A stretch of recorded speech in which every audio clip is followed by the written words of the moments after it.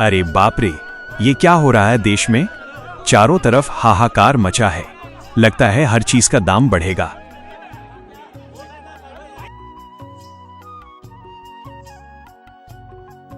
माँ, पिताजी, मैं अभी शहर से आ रहा हूँ। खबर बहुत पेचीदा है।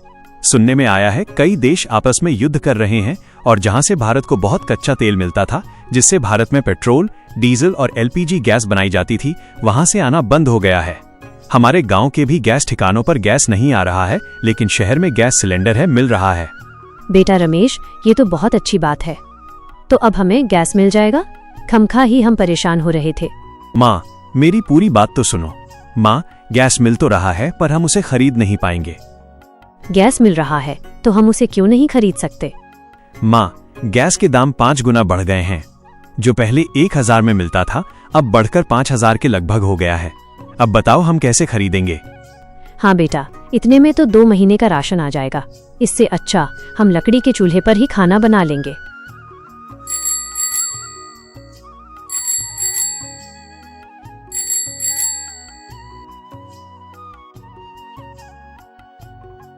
अरे बहू पूजा, जल्दी उठो। जी माँ जी, आई।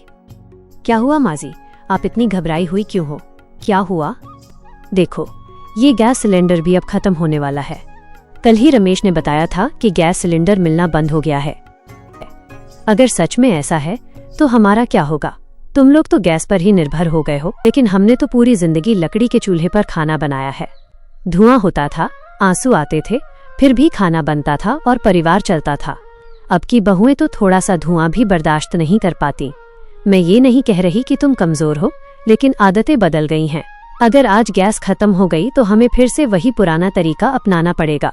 इसलिए अभी से तैयारी शुरू कर दो। थोड़ी लकड़ी इकट्ठा कर लो, सूखे उपले बना लो। समय रहते जो तैयारी करता है वही संकट से बचता है। माँ जी, आपकी बात बिल्कुल सही है। मैं भी पिछले कुछ दिनों से यही सोच रही थी कि अगर गैस सच में खत्म हो गई तो हम क्या करेंगे। बच्चों की जिम्मेदारी, घर का काम और ऊपर से ये नई समस्या, सब कुछ एक साथ संभालना मुश्किल हो जाएगा। लेकिन मैं हार मानने वालों में से नहीं हूँ। अगर गैस नहीं होगी तो हम लकड़ी पर खाना बनाएंगे। अगर लकड़ी नहीं होगी तो कुछ और उपाय ढूंढेंगे। मैंने सोचा है कि आज से ही मैं थोड़ा थोड़ा करके लकड़ी जमा करना शुरू कर दूंगी। माँ, पूजा, आप दोनों सही कह रही हैं। मैंने भी कल बाजार में कुछ लोगों को इसी बारे में बात करते हुए सुना था। उन्होंने बताया कि पूरे देश में गैस की सप्लाई अचानक रुक गई है। कुछ लोग कह रहे हैं कि फैक्ट्री में कोई बड़ी समस्या आ गई है, तो कुछ कह रहे हैं कि सरकार ने नई नीति लागू की है। असली वजह क्या है ये तो पता नहीं, लेकिन इतना तय है कि आने वाले दिन आसान नहीं होंगे। हमें अभी से तैयारी करनी होगी। बेटा रमेश, तुमने बिल्कुल सही सोचा। जिंदगी में ऐसे समय आते रहते हैं जब इंसान की असली परीक्षा होती है। हमने वो समय भी देखा है जब खाने के लिए अनाज नहीं होता था, फिर भी हमने हिम्मत नहीं हारी। आज गैस नहीं है तो क्या हुआ? हमारे पास हाथ है, मेहनत है और सबसे बड़ी बात, हमारे पास एक दूसरे का साथ है। अगर गैस नहीं मिलेगी तो हम जंगल से लकड़ी लाएंगे। देखा बहू, मैंने कहा था ना कि समय बदलते देर नहीं लगती। अभी सुबह ही गैस खत्म हो गई, लेकिन घबराने की जरूरत नहीं है। हम सब मिलकर इसे संभाल लेंगे। तुम चूल्हा तैयार करो, मैं लकड़ी लगाती हूँ। आज से हम फिर से अपने पुराने तरीके अपनाएंगे। माँ जी, पहले तो मैं डर गई थी, लेकिन अब मुझे लग रहा है कि ये मौका है खुद को साबित करने का। मैं चूल्हे पर भी उतना ही अच्छा खाना बनाऊंगी जितना गैस पर बनाती थी।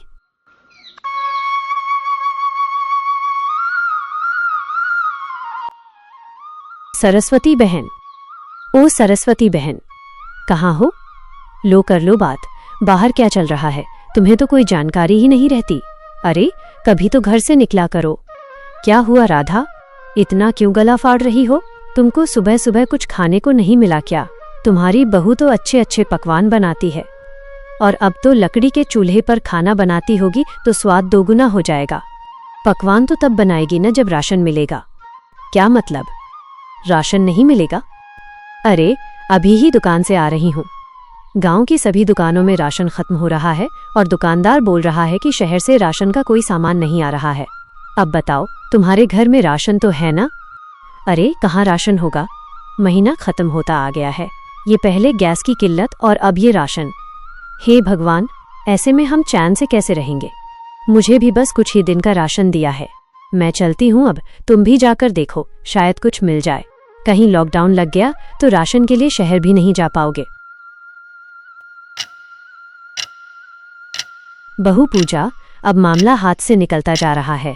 पहले गैस खत्म हुई, अब अनाज की कमी की खबर आ रही है। ये कोई छोटी बात नहीं है। मैंने अपने जीवन में बहुत मुश्किलें देखी हैं, लेकिन ऐसा समय बहुत कम देखा है जब रसोई ही सूनी पड़ जाए।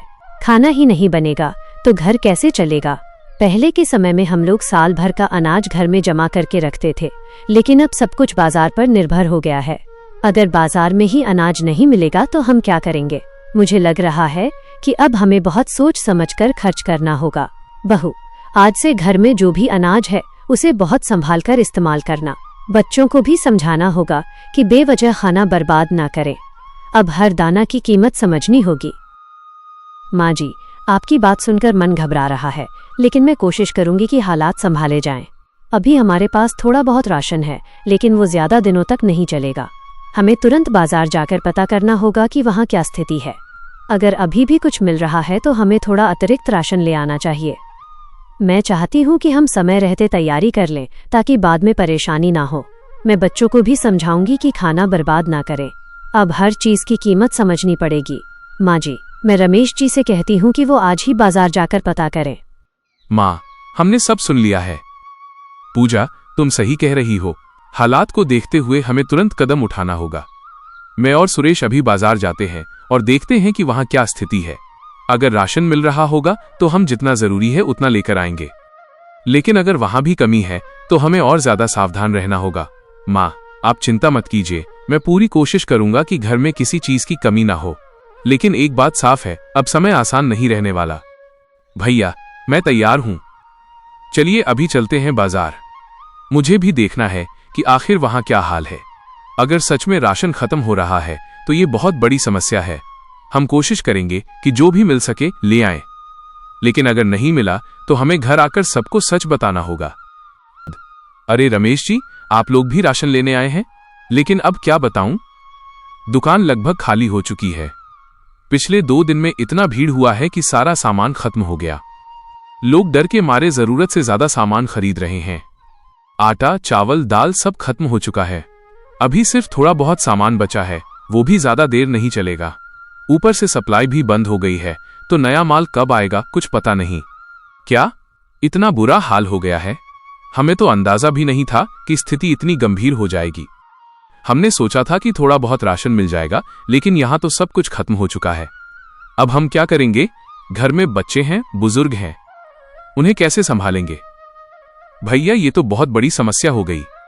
अगर बाजार में ही कुछ नहीं मिलेगा तो हम कितने दिन घर का राशन चला पाएंगे? दुकानदार जी, क्या कोई उम्मीद है कि जल्द ही सामान आएगा? बेटा, सच कहूं तो अभी कोई उम्मीद नजर नहीं आ रही। सप्लाई पूरी तरह रुक गई है। ऊपर से लोग घबराकर ज्यादा खरीद रहे हैं, जिससे जो थोड़ा बहुत सामान है वो भी जल्दी खत्म हो रहा है।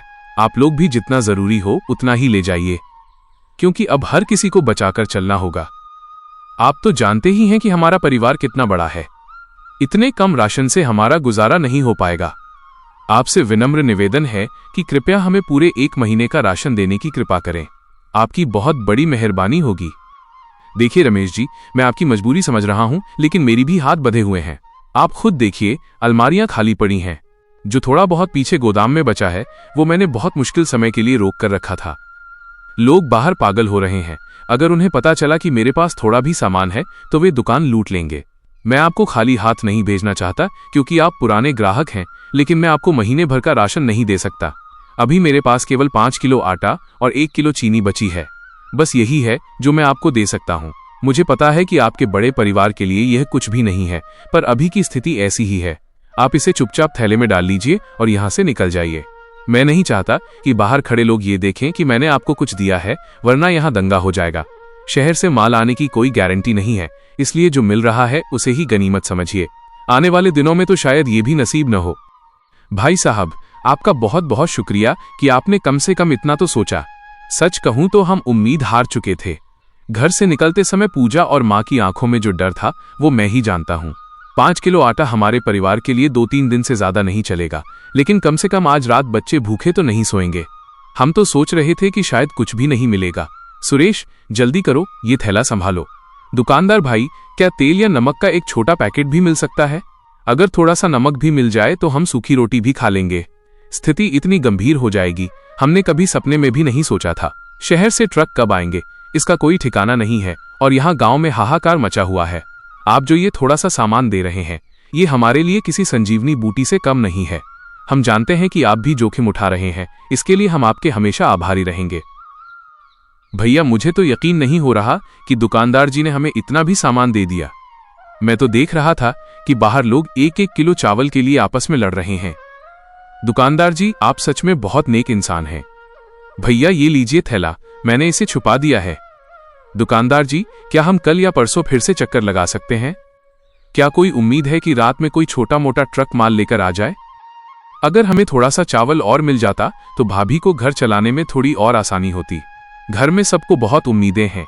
माँ तो कह रही थी कि शायद अब हमें उपवास ही करना पड़ेगा, लेकिन ये 5 किलो आटा देखकर उनके चेहरे पर थोड़ी तो खुशी आएगी। हमें यहाँ से तुरंत निकलना चाहिए भैया, कहीं कोई देख न ले। हम बहुत संभाल कर इसका इस्तेमाल करेंगे। बेटा सुरेश, कल आने का कोई फायदा नहीं होगा। जब तक सरकारी ट्रक नहीं आते या शहर के बड़े गोदामों से सप्लाई नहीं खुलती, मेरी दुकान के शटर गिरे ही रहेंगे। ये जो आटा मैंने दिया है, इसे सोने की तरह संभाल कर इस्तेमाल करना। मैंने सुना है कि अगले कुछ दिनों में प्रशासन पूरी तरह से आवाजाही बंद करने वाला है। अगर ऐसा हुआ तो फिर भगवान ही मालिक है। रमेश जी, मेरी सलाह मानिए तो रास्ते में किसी से बात मत कीजिएगा, सीधे घर जाइए। लोग राशन के लिए किसी भी हद तक जा सकते हैं। मुझे खुद अपनी सुरक्षा की चिंता हो रही है। लोग कह रहे हैं कि जिनके पास अनाज है वे उसे छिपा रहे हैं, पर सच तो ये है कि हमारे पास खुद बेचने के लिए कुछ नहीं बचा। आप लोग खुशकिस्मत हैं कि आज आपको इतना मिल गया। अब अगली बार तभी आना जब गांव में कोई ट्रक दिखाई दे, उससे पहले मैं आपकी कोई मदद नहीं कर पाऊंगा। आपकी सलाह सही है, हम चुपचाप गली के रास्ते से घर निकल जाएंगे। सुरेश, बिल्कुल भी रुकना मत। दुकानदार भाई, ये लीजिए पैसे, आपने पुराने दाम पर ही सामान दिया। ये आपकी बड़प्पन है, वरना लोग तो इस समय चौगुनी कीमत वसूल रहे हैं। ये थोड़ा सा राशन शायद हमें 2-3 दिन की मोहलत दे दे, लेकिन उसके बाद क्या होगा ये सोचकर रूह कांप जाती है। पूजा ने कहा था कि हमें राशन जमा कर लेना चाहिए था, पर हमने उसकी बात नहीं मानी। अब समझ आ रहा है कि घर की औरतों की दूरदर्शिता कितनी जरूरी होती है। हमें घर जाकर माँ को बताना होगा कि अब हर वक्त सिर्फ एक ही समय का खाना बनेगा, ताकि ये राशन हफ्ते भर खिंच सके। चलिए सुरेश, अब देर करना ठीक नहीं है। दुकानदार जी, अपना ख्याल रखिएगा, माहौल बहुत खराब होता जा रहा है। जी भैया, मैं थैला कसकर पकड़ चुका हूँ। दुकानदार जी, बस एक आखिरी बात, अगर आपको कहीं से भी खबर मिले कि माल आने वाला है तो कृपया हमें किसी तरह संदेश भिजवा दीजिएगा, हम दौड़कर आ जाएंगे। भैया, मुझे डर लग रहा है कि कहीं रास्ते में सरपंच के आदमी न मिल जाएं, वे भी राशन की तलाश में घूम रहे हैं। ये 1 किलो चीनी तो बच्चों के दूध के लिए बहुत काम आएगी, कम से कम वे रोएंगे तो नहीं। हम घर पहुंचकर भाभी से कहेंगे कि वो आज रात से ही राशन का हिसाब बना लें। माँ को समझाना होगा कि अब हमें बहुत संयम से रहना है। चलिए भैया, अब एक पल भी यहाँ रुकना खतरे से खाली नहीं है। दुकानदार जी, एक बार फिर से आपका बहुत शुक्रिया, आपने आज हमारे घर का चूल्हा जलने की उम्मीद जगा दी है। अब तो हद हो गई है, पहले गैस खत्म हो गई, फिर राशन भी गायब हो गया। आखिर ये सब हो क्या रहा है? सरकार आखिर कर क्या रही है? क्या उन्हें आम लोगों की कोई चिंता नहीं है? हम जैसे लोग दिन रात मेहनत करते हैं, टैक्स देते हैं, और बदले में हमें ये मिलता है, खाली रसोई और भूख का डर। मेरे समय में भी मुश्किलें थी, लेकिन ऐसा कभी नहीं हुआ कि लोगों को खाने के लिए तरसना पड़े। आज के जमाने में इतनी तरक्की होने के बावजूद अगर लोग भूखे रहने लगे तो ये किसकी जिम्मेदारी है? साफ है, ये सरकार की नाकामी है। अगर समय रहते इंतजाम किया होता तो आज ये दिन देखने को नहीं मिलता। अब तो लगता है कि हमें खुद ही अपने हालात संभालने होंगे, क्योंकि ऊपर बैठे लोगों को तो हमारी कोई परवाह ही नहीं है। माजी, आप बिल्कुल सही कह रही हैं। अब तो डर के साथ साथ गुस्सा भी आ रहा है। हम आम लोग क्या करें? रोज मेहनत करते हैं, बच्चों का पेट पालते हैं, और जब जरूरत पड़ती है तो सरकार ही साथ छोड़ देती है। अगर पहले से पता था कि गैस और राशन की कमी होने वाली है तो क्यों नहीं तैयारी की गई? क्यों नहीं गांव-गांव में राशन पहुंचाया गया? क्या हम इंसान नहीं हैं? क्या हमारे बच्चों को भूख नहीं लगती? अब घर में खाना खत्म होने वाला है और कोई मदद करने वाला नहीं है। ये सिर्फ हमारी नहीं, पूरे गांव की समस्या है, लेकिन सरकार को इससे कोई फर्क नहीं पड़ता। हमें अब खुद ही रास्ता निकालना होगा, क्योंकि भरोसा करने लायक कोई नहीं बचा है। भाभी, मुझे बहुत डर लग रहा है, लेकिन अब गुस्सा भी आ रहा है। स्कूल में हमें सिखाया जाता है कि हमारा देश मजबूत है, हमारी सरकार हमारी रक्षा करती है। लेकिन अगर सच में ऐसा है तो आज हम इस हालत में क्यों हैं? हमारे घर में खाना खत्म हो रहा है और कोई मदद नहीं मिल रही। क्या हमारी जिंदगी की कोई कीमत नहीं है? मैं छोटी हूँ, लेकिन इतना समझती हूँ कि अगर कोई जिम्मेदारी लेता है तो उसे निभानी भी चाहिए। और यहाँ तो लगता है कि किसी को हमारी परवाह ही नहीं है। मैंने आज तक इतना गुस्सा कभी महसूस नहीं किया। जब मैं बाजार गया था तो वहां लोगों की हालत देखकर दिल दहल गया। हर कोई परेशान है, हर कोई गुस्से में है और हर कोई एक ही बात कह रहा है, सरकार ने हमें अकेला छोड़ दिया है। अगर सप्लाई बंद हो रही थी तो पहले से इंतजाम क्यों नहीं किया गया? क्यों नहीं लोगों को सच बताया गया? हम लोग कोई अमीर नहीं है कि महीनों का राशन जमा करके रख सकें। हम तो रोज कमाने खाने वाले लोग हैं। आज काम बंद हुआ तो कल घर में चूल्हा नहीं जलेगा, और अब तो गैस भी नहीं है, राशन भी नहीं है। ये हालात कैसे संभालेंगे? सच कहूं तो अब भरोसा उठता जा रहा है। हमें खुद ही अपने परिवार को बचाना होगा। बेटा रमेश, मैं तुम्हारी बात समझता हूं, लेकिन दिल में बहुत दर्द है। हमने हमेशा सरकार पर भरोसा किया, सोचा कि वो हमारे लिए काम कर रही है। लेकिन आज जो हालात हैं उन्हें देखकर लगता है कि हमारी सोच गलत थी। अगर समय पर सही फैसले लिए गए होते तो आज ये दिन नहीं देखना पड़ता। गांव के लोग परेशान हैं, बच्चे भूखे हैं और कोई सुनने वाला नहीं है। ये सिर्फ लापरवाही नहीं है, ये बहुत बड़ी गलती है। लेकिन अब हमें सिर्फ शिकायत करने से काम नहीं चलेगा। हमें खुद को संभालना होगा, क्योंकि अगर हम ही हार मान लेंगे तो हमारा परिवार कैसे टिकेगा? भैया, सच कहूं तो अब बहुत गुस्सा आ रहा है। हमने हमेशा सोचा कि सरकार हमारे लिए है, लेकिन आज लग रहा है कि हम अकेले हैं। बाजार में जो हाल देखा वो डराने वाला था। लोग आपस में लड़ रहे थे, एक दूसरे से सामान छीन रहे थे, सिर्फ इसलिए क्योंकि राशन नहीं है। अगर सरकार ने पहले से व्यवस्था की होती तो आज ये नौबत नहीं आती। हम युवा क्या करें? हमारे पास काम भी नहीं है और अब खाना भी नहीं बचा। ये हालात हमें मजबूर कर रहे हैं कि हम खुद ही कुछ करें, क्योंकि ऊपर से कोई मदद नहीं मिलने वाली।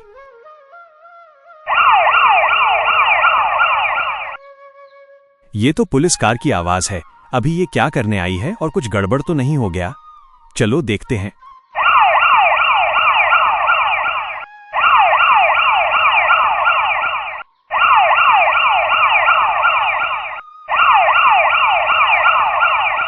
गांव रामपुरा के सभी निवासियों से निवेदन है कि ध्यान से मेरी बात सुने। मैं सरकार की ओर से आप सबको एक महत्वपूर्ण सूचना देने आया हूं। पिछले कुछ दिनों से पूरे देश में गैस सिलेंडर और राशन की जो समस्या चल रही थी, उसे लेकर आप सभी लोग बहुत परेशान थे। हमें आपकी तकलीफों का पूरा अंदाजा है। आपने जिन कठिन परिस्थितियों का सामना किया है वो सच में आसान नहीं था। कई घरों में चूल्हा नहीं जला, कई परिवारों को राशन की कमी का सामना करना पड़ा। लेकिन अब आपको घबराने की बिल्कुल भी जरूरत नहीं है। सरकार ने इस समस्या को बहुत गंभीरता से लिया है और दिन रात मेहनत करके इसका स्थायी समाधान निकाल लिया है। अब पूरे देश में गैस सिलेंडर और राशन की सप्लाई को पूरी तरह से बहाल कर दिया गया है। नए प्लान के तहत हर गांव, हर शहर और हर घर तक समय पर गैस और राशन पहुंचाने की व्यवस्था कर दी गई है। आपको यह जानकर खुशी होगी कि आज से ही आपके गांव में भी गैस सिलेंडर की सप्लाई शुरू की जा रही है। हर परिवार को उनकी जरूरत के अनुसार गैस सिलेंडर उपलब्ध कराया जाएगा। इसके साथ ही राशन की दुकानों में भी आटा, चावल, दाल, तेल और बाकी जरूरी सामान की सप्लाई भेज दी गई है। अब कोई भी परिवार भूखा नहीं रहेगा और किसी को भी खाना बनाने के लिए परेशान नहीं होना पड़ेगा। सरकार ने यह भी सुनिश्चित किया है कि आगे से ऐसी स्थिति दोबारा न आए। इसके लिए नई नीतियां बनाई गई हैं, जिसमें हर क्षेत्र में स्टॉक पहले से जमा रखा जाएगा और किसी भी संकट की स्थिति में तुरंत सप्लाई शुरू कर दी जाएगी। इसके अलावा राशन वितरण प्रणाली को भी मजबूत किया गया है, ताकि कोई भी व्यक्ति जरूरत से ज्यादा सामान ना ले सके और हर किसी को बराबर हिस्सा मिले। मैं आप सभी से निवेदन करता हूं कि अब घबराने की जरूरत नहीं है। शांति बनाए रखें, एक दूसरे का सहयोग करें और जरूरत के अनुसार ही सामान लें। अफवाहों पर ध्यान न दें और किसी भी गलत जानकारी को फैलाने से बचें।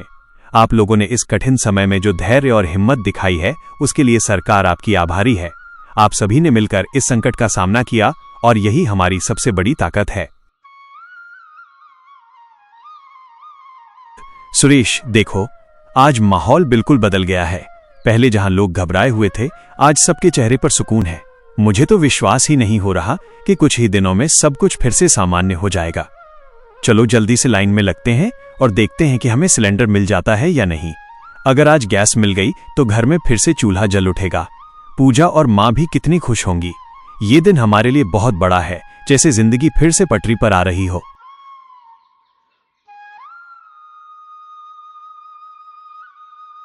अरे वाह बेटा, तुम दोनों गैस और राशन लेकर आ गए। हाँ माँ, अब सब पहले जैसा हो गया है। अब हमें किसी चीज की कमी नहीं होगी। ऊपर वाले का लाख लाख शुक्र है कि बहुत जल्दी सब ठीक हो गया, नहीं तो हमें और भी दुखों का सामना करना पड़ता। ऐसी और कहानियां देखने के लिए हमारे चैनल को सब्सक्राइब कर लें।